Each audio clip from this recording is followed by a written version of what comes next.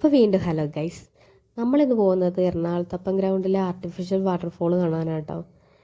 ഇതിപ്പോൾ ഞാൻ ഈ വീഡിയോ അപ്ലോഡ് ചെയ്യുമ്പോൾ മെയ് ലാസ്റ്റ് ആയിട്ടുണ്ട് കേട്ടോ.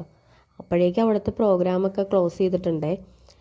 ഞങ്ങളിത് പോകുമ്പോൾ ഏപ്രിൽ ലാസ്റ്റിലേക്കാട്ടോ പോകുന്നത്. സാധാരണ പറയുന്ന പോലെ എൻ്റെ വീഡിയോ ആണ്ടിലും കൊല്ലത്തിലാണല്ലോ വരുന്നത്. ടിക്കറ്റിന് വരുന്നത് 150 രൂപയായിരുന്നു കേട്ടോ. പക്ഷേ ഇപ്പോൾ എന്ന് പറഞ്ഞാൽ 150 രൂപയ്ക്ക് ടിക്കറ്റ് എടുത്താൽ ഒരാൾക്കും കൂടെ ഫ്രീ ആയിട്ട് എൻട്രി ചെയ്യാട്ടോ.